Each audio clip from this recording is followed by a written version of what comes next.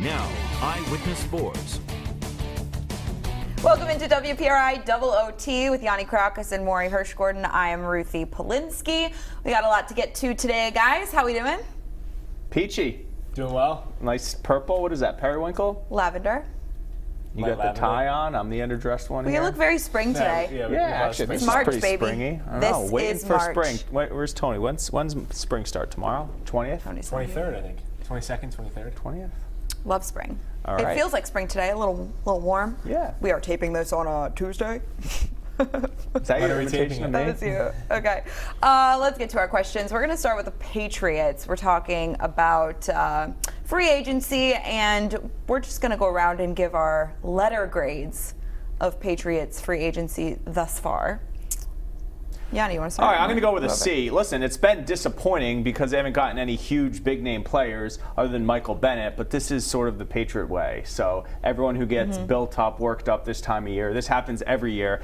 Where did the Patriots feast in free agency? On the one-year deals for cheap, on the guys who are sort of played elsewhere and are achieving. So that's sort of Bill Belichick's mantra. So it was rare a couple years ago where day one he paid Stephon Gilmore top market for the salary. So that just typically doesn't happen. I think fans are starting to get frustrated over the lack of receivers. I mean, when you look at, it's really only Julian Edelman who's under contract, and they have, is it Wayne Ellington? Bruce Ellington? What's his name? Bruce. Maurice Harris. I mean, these aren't really household names, and there was rumors they were after some other guys, but they could still swing a trade. There's drafting. Yeah. So it's like, pump the brakes. This is what the Patriots do, but I can't give them an A or a B because they haven't done a whole lot to improve. I know you love Ryan Allen, Maury, and they signed him today. But standard Patriots focusing on special teams, bringing Brandon Bolden back, and I think Bennett is going to be a good player, but underwhelming. I think I give it about a C, but not because they haven't gotten anybody big. I think it's because they haven't retained some of the pieces that have left. Right. I think Trey Flowers was a must, and I think Trent Brown was a must. I really think you got to protect Tom Brady now. He's only, he's on a year-to-year basis, and you needed to lock up Trent Brown for a couple years for as long as Tom Brady was going to be here under center. We saw, the strides he made. I mean, he hit the ground running last year right after the Isaiah Wynn injury.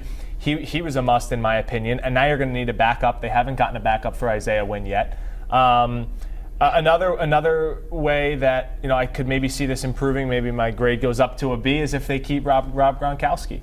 I think there's a big question mark there, and I've gone on the record by saying I think he's coming back, and I think the longer we wait, I think it gives Tom Brady, and I think it gives Bill Belichick, and I think it gives people in the Patriots organization more time to try to convince him. We could throw Gronk in the offseason discussion. He's not technically a free agency. But what you said is true about the guys they didn't bring back. And I think I predicted, I don't know where you guys stood on this, that Flowers wouldn't be back, and neither was Trent Brown. Right. I think those are sort of predictable. You're a long-time Patriots fan. You know how it goes in this neck of the woods. I think it would have been nice to have either or both of those guys back, but they do have Isaiah Wynn, and I think they just weren't going to compete with Flowers. Yeah, there was no way that they were going to ton of money. Throw that cash up to. I think the only way that they were going to be able to keep Trent Brown and Trey Flowers, those guys that got paid big time by someone else, was if they were willing to accept less to stay with the team, which, I mean, when you look at what they got paid, it kind of makes sense. What do you make of the storyline that if they bring in a receiver who makes more than Edelman, that they're going to have to restructure Edelman, and that's sort of awkward? Yeah, it's interesting. I think there are a lot of egos that, maybe are contributing in that sense, but the Adam Humphries situation was really surprising to me that they wanted this guy so bad. I don't really know what I make of him. I didn't really follow the career of Adam Humphries up to this point, but I think that was interesting, and I think that would have created some, I guess is what the storyline is alluding to, is that would have created some tension in the receiving core that Edelman's not necessarily making enough based on how much they were going to pay this guy from Tampa Bay. I think it all depends who they bring in. I mean, they didn't make a big splash. There isn't a big name. So I think Edelman has to be at the top of your pay scale if you're going to come in and you're going to scrape the bottom of the barrel with some no-namer to come in on a 1 or 2 year deal. Edelman's making like $4 million a year. It's not a lot. It's wild. If you brought a big name in, I could understand that player making more than Edelman. Based on it's also just sort of bad luck for Edelman agreeing to the deal when he did and so forth. But MVP. I'd like to go back and look at like 2 years ago. What was the date they signed Chris Hogan? What was the date they signed Cordero Patterson last year? Because it was probably around this time. It wasn't that first week or 3 or 4 days of free agency. So Yeah, disappointing, but pretty. It has to quiet. be annoying for Tom Brady. I mean, he just wants to have some receivers every year. I'm trying to build this rapport with new guys. Right, and yeah, I mean, Patriots don't win the year in. What is the saying? They don't win the year in March. They win it in February. So that seems to be a consistent trend. They're the anti-Redskins who always just spend a ton of money and then do nothing. Yeah, exactly.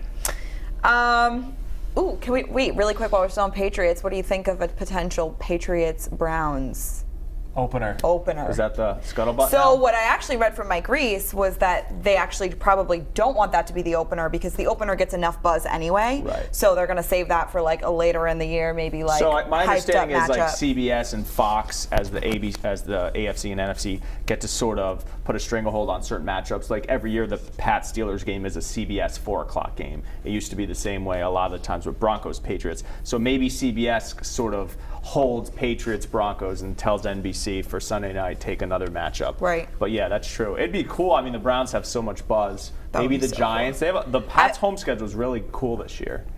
Why? Well, it's the NFC East, so they're playing the Eagles, the Giants, the Redskins, the Cowboys. Right. And then they have all the division winners within the AFC, which is Houston, which is Pittsburgh, LA Chargers, right? And then who's the AFC division they're playing? Are they playing AFC North, I believe, because I know they go to North, Baltimore. right? So Browns, Steelers, Ravens, and Bengals. Yeah, it's awesome. I think. Can you open the season with a divisional opponent? I think so. I don't think it's typical, but I think. But you can. I mean, there's a storyline and a case to be made for the Dolphins, obviously with Flores being the head coach, and with the Jets with Le'Veon Bell, Sam Darnold. Yeah. What are the articles out there saying that cool. Sam Darnold's better than Tom Brady? Oh my in God. the ranking of that quarterbacks? Manish Mehta, whatever his name is. It's going to be so funny talking like with all the divisional games that usually are like poo-pooed are like really interesting this year. I wanted to look up if Ryan Fitzpatrick is the quarterback that has faced Tom Brady the most because he's now been on the Jets, the Bills, and now the Dolphins. I think I saw something that he's like up there, the AFC East like most. He's like whatever. I don't know. What stat is that? He's now been on all three teams. Right. For the majority of his career for like 10 years. Yeah. Yeah. So okay. Sorry, that was really good words by me. Good use of words. Okay, let's go to the next one. We're gonna talk some hoops. Maury and I just got back. We were with PC and URI in their conference tournaments. And disappointing, to say the least, but I think URI exceeded expectations. I think PC did about what we expected them to.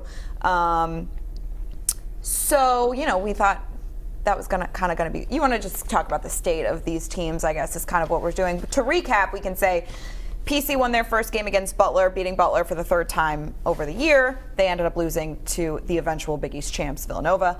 URI took down the one-seeded VCU and then lost to St. Bonaventure. The Bonnies lost in the A-10 championship. So, PC now kicking off the NIT tournament tonight against Arkansas at the Dunk.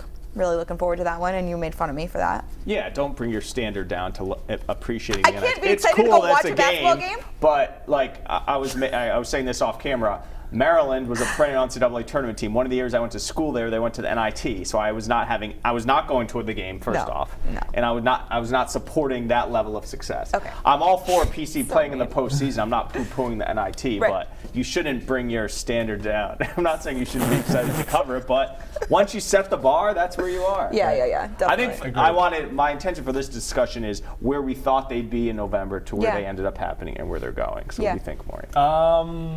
I think URI, in terms of where they finished in the conference tournament, was about where we expected in the semifinal, right? Mm-hmm. I mean, they were picked fifth in the preseason poll. Were they picked fifth for the league? Fifth for the league, and they finished eighth. Eighth. They left a couple wins out on the table. So if you finish 11-7, 2 more wins, they finished 9-9. That would have been about fifth. I think the team grew. Obviously, they had a ton of struggles. I think David Cox learned a lot.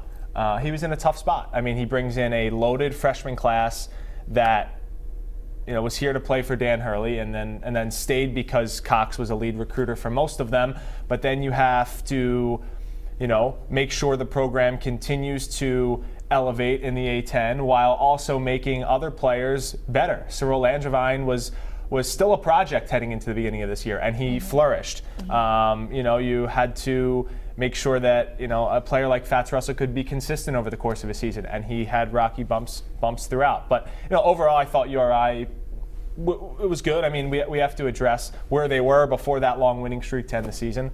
But yeah, I thought URI was fine, if we're going to talk Brody first. What I think was interesting about URI, more so than PC, was that it seemed like at the end of the year they really just kind of figured it out. They really just kind of got going. They won those 6 straight games, 2 in the tournament. They knocked off the 1 seed for whatever reason. They have VCU's number the last couple of years in the tournament. And, I think if they wouldn't have won those those 6 games, and even that last game against St. Bonaventure, they were just, I don't really know what happened in that game, but they attributed it to maybe just exhaustion, or I think they kind of wore themselves out emotionally after the VCU win. But what I think you look at that season as David Cox's first year, some bumps in the road, but at the end of the year it seemed like they really got something going, and they have a great platform to build off of for next year. So I think when you look at URI, you have to say that, all right, that's a first year head coach that kind of figured it out and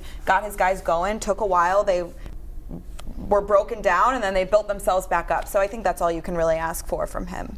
Yeah, I think URI, because of the 6 wins, you feel better now than you would have a month ago. Absolutely. And that obviously translates into the offseason. So I think right now everyone, URI fans, media have a more of an encouraging feeling about them than discouraging.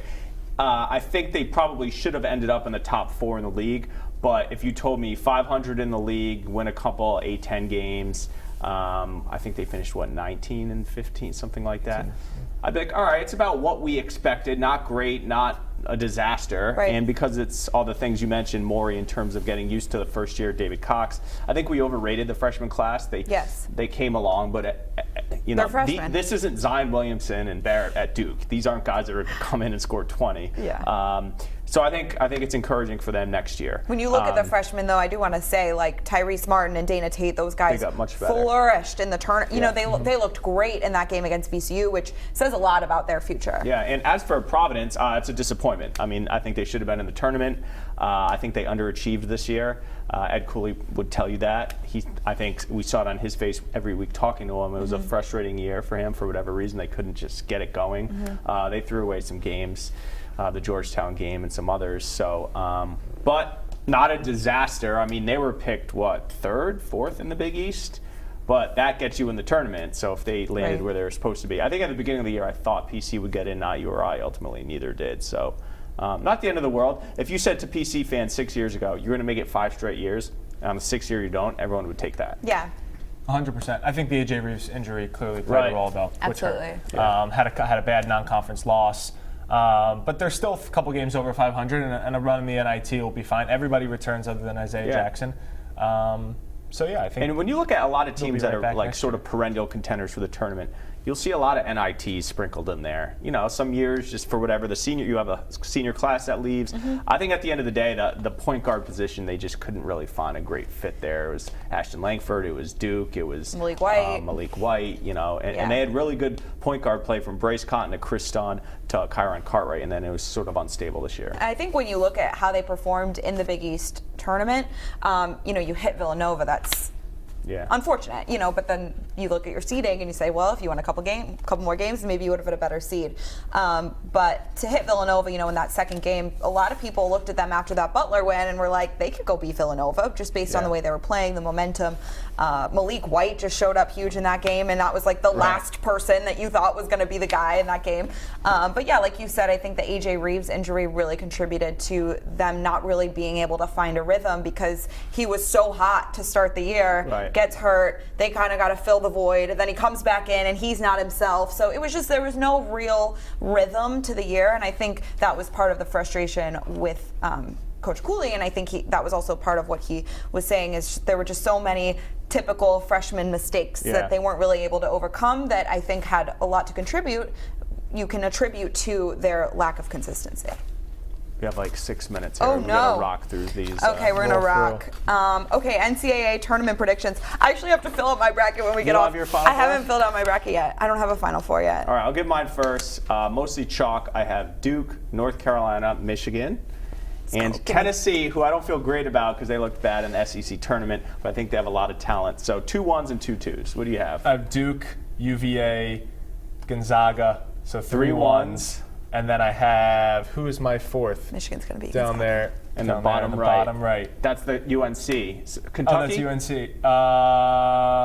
No, I have UNC. I think I have 4 1s. It's happened before. Yeah. People are like, 4 1s. The chances are there's going to be 4 1s more than an 8, a 6, a 5, and a 3. Right. Like, it's not exciting to pick 4 1s, I like that but you it's have more Michigan probable. in there. We're going to beat Gonzaga.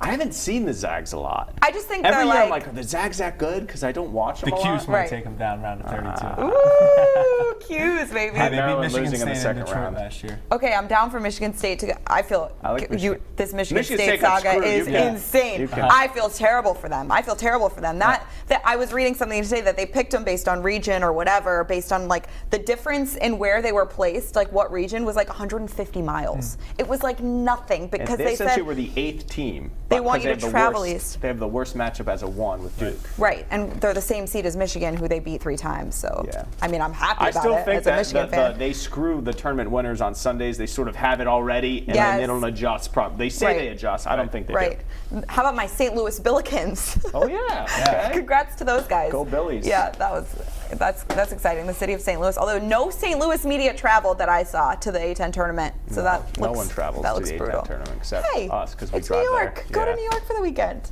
That's all I got to say. Okay, we'll go to the next one. Mike Trout getting those big bucks today. Dollar 12 bills. years, $430 million, right? So what was Harper? Harper was 13 for 330. So do Trout we think was 1 year do less you think, for $100 million more. and he's the better player. Way better. Does Betts fit somewhere in between those guys? So Betts is going to be somewhere between 300 and 400 million, probably. You can't get rid of Mookie Betts if you're the Red Sox, and you've won a World Series with this guy. He loves Boston, but it just makes me think if it's too much. If the contracts are just keep rising and the years and the money, when is enough? If you're trying to build a complete team at 25 these man guys roster. weren't getting signed because owners were putting their foot down. We're not doing 10, 12-year deals because they never work out. Right. Pujols and A-Rod and everyone else who's had them. And now here you have it. Here's the thing. Because Trout stayed with the Angels and Harper pretty much took, not a pay cut, but the Nationals were right there with the Phillies in their offer. The Red Sox are going to look really cheap if they don't sign him. And then if he goes on to have a career, Hall of Fame career, then that's a really bad look. It's almost like you have to do it to save face, even if it doesn't make good financial. And that's just like the way you can't like say like, oh, we're not going to spend that much on a play. Like if that's the way the market is trying, like you got like it feels like it's almost like that's how the business goes. Like you got to figure it out. They want to re-up Chris Sale. JD Martinez is coming up. David Price is already making good money. The thing is, he's a marketable, charismatic, young, athletic player. If you're baseball and you're the Red Sox, you need someone to build a brand around. It's this guy, right? So I think you have to sign him, even if the secretary or the financials, when you look at the chart, don't make sense. Secretary's not happy. Okay, let's. Did you want to chime in on that at all? Oh no, I did. Okay, you did. All right. Emotional night last night at TD Garden. Isaiah Thomas, IT, back in the Garden for the first time. Yeah. For the Desperately first time. wants to be back. This is home. It'd be good. Look at my green sneakers. He could not be more vocal and open about how much he loves Boston and how much he wants to play there. So that I think is emotional in itself. And then they had the tribute video. Just your thoughts, I guess, on last night. I think it was cool. I know it was only 2.5 years, but if you watch the Celtics and were a fan of them for that time, they were stinking, they were rebuilding, and there's this little 5'7" guy on a trade from Phoenix, the last pick in the draft a couple years earlier, who ignited this franchise, got him all the way to the Eastern Conference Finals, played through his sister's death and through broken teeth and with a bad hip. And he was just great. And it's sort of, I saw the twinkle in Brad's eye last night talking about our team embodied his spirit. And that's just everything this year's team isn't. Oh, yeah. So it was a little like nostalgic. I still don't feel like they could ever win an NBA championship with him as your lead dog, but it was a little nostalgic. I agree with everything Yanni says. And then on top of that, I think the Celtics bring him back if I'm going to take it the next step back further. to point guard? I think depending on how the playoffs go, let's say the C's lose in the first round or the second round, and Kyrie's upset and maybe he leaves. Maybe you sign this guy to kind of re-galvanize the fan base and put a little something else back into your franchise that he originally put in there. And I hope that Kyrie was sitting there last night and watching this whole thing go down and be like, I want to be remembered like that. Like, I want Boston to be on their feet for me, every second and remember my career like that. And I think what happened with IT last night wasn't over the top by any means, because you saw how the fan base reacted. And regardless of how long he was with the team, what he got them through and what he did is forever going to be in the memories of the Celtics fans and what they accomplished and what they did with him. So, is that it? That's going to do it for this edition of WPRI OOT. Thank you so much for watching /listening/tuning in every week. We'll see you next time.